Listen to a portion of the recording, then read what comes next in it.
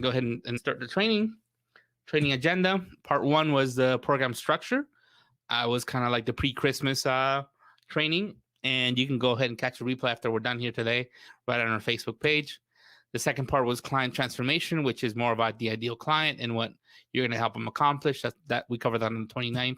And today, your launch. What are your options for launching? How do you want to launch this whole program? And a little bit of structure too, a few more options on structure there too. And then maybe the final, I'm still thinking about doing a bonus.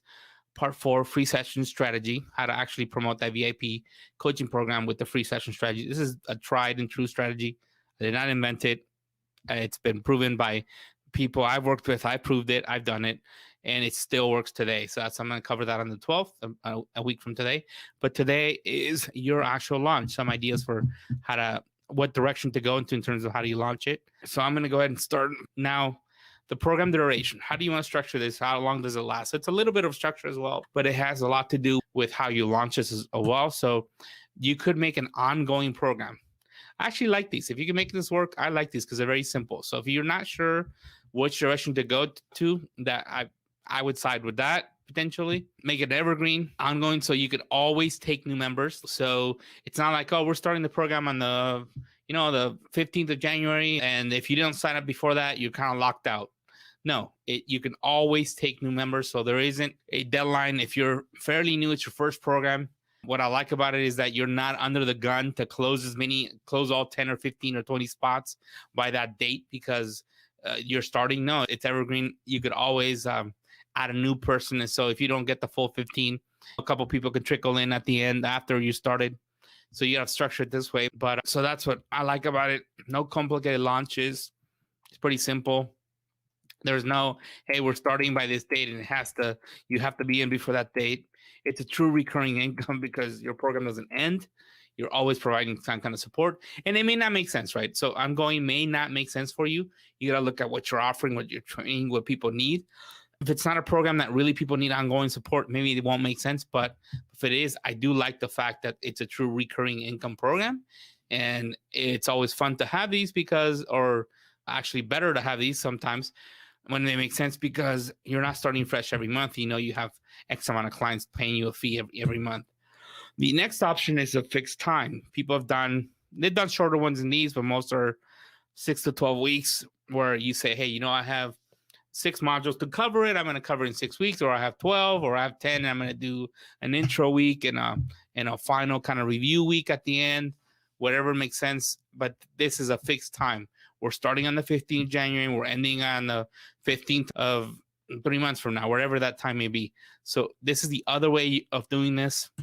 Some pros to this is, now your launch becomes a little more complex, but it allows you to do a limited time kind of early bird offers. You can say, hey, we're starting the 15th, but if you sign up by the 10th, you'll get, 20% off or something like that. So it encourages people to sign up.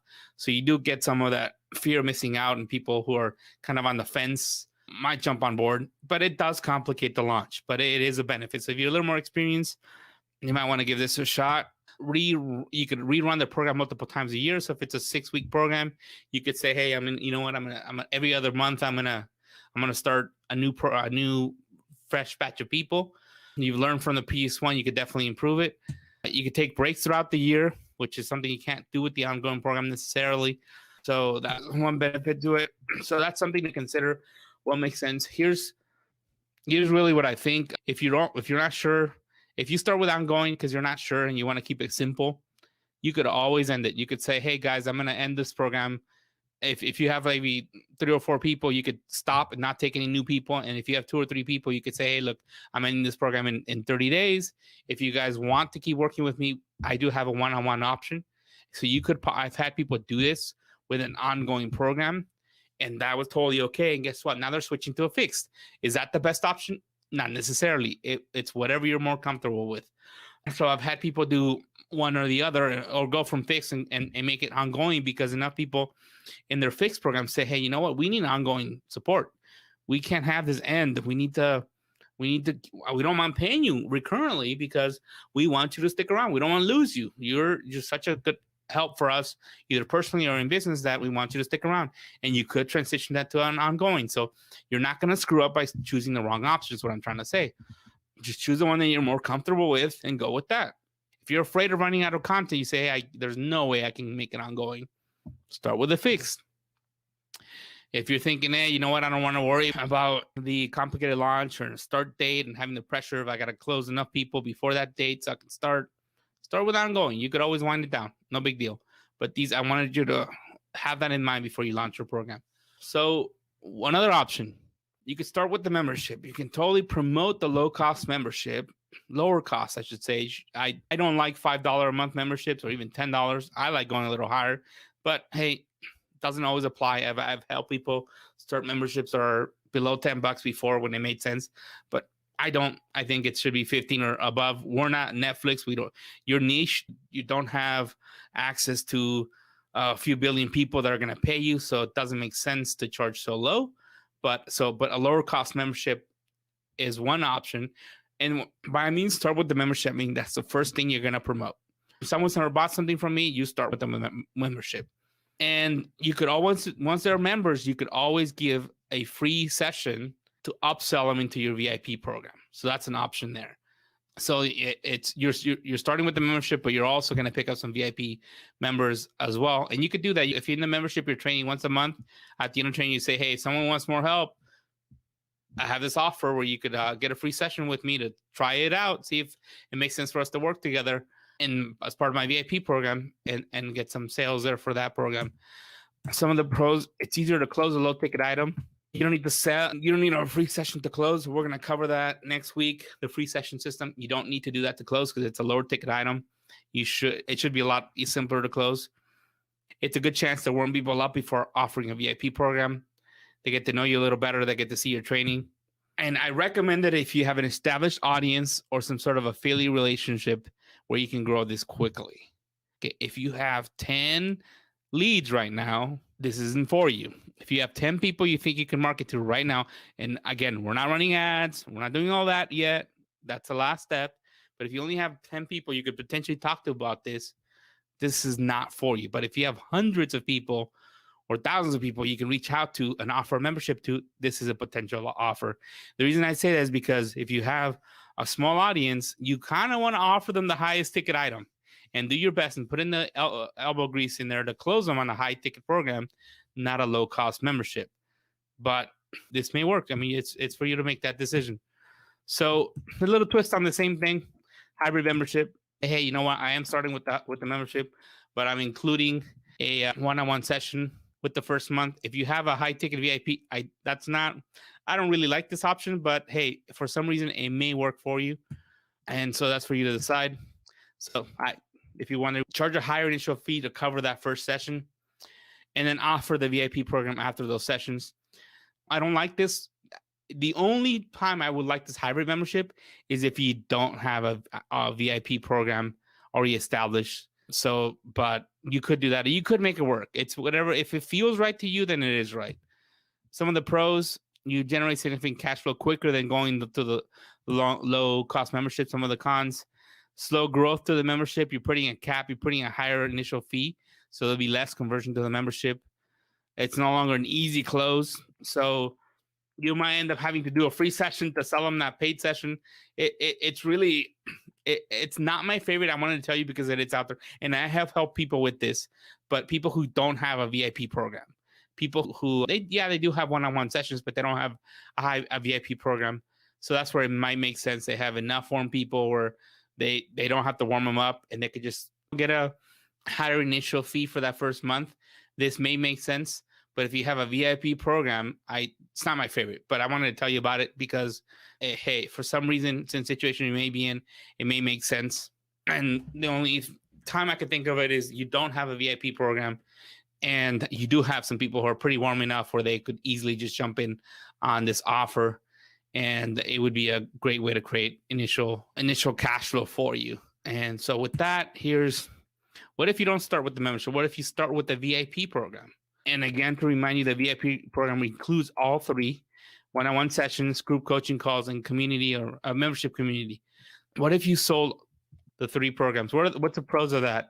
Since you're selling the VIP program by itself, it's a higher ticket price item, then it's worth putting a lot more effort into closing each lead.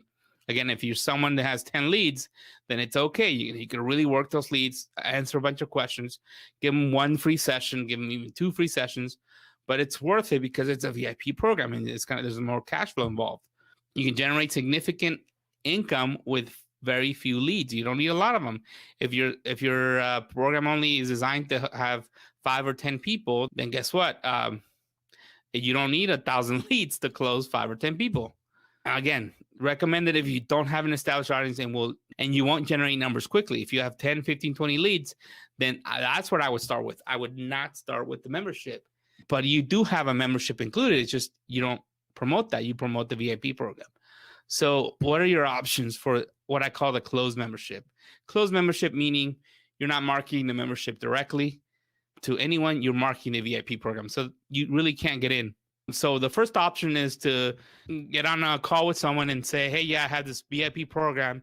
And this is not my favorite option, and for some reason you can't close them. They're not ready. They got to talk to their husband or their wife or a number. I should do objection handling training. I haven't done it in years, but I should probably do that. But anyway, there's a long list of things they could tell you, which means they weren't convinced that you had the magic to help them. But a chicken way out of it is to downsell them and say, hey, why don't you start with my membership? It's only $25 a month. And that way you could kind of get started and see how it feels. And when you're ready, you can jump into the VIP program kind of thing. You could do that. And if you're comfortable with that, but I'm telling you, if you really want to get good at closing high ticket clients, this is your chicken exit. And if you're afraid of closing, you will take this exit more often than not.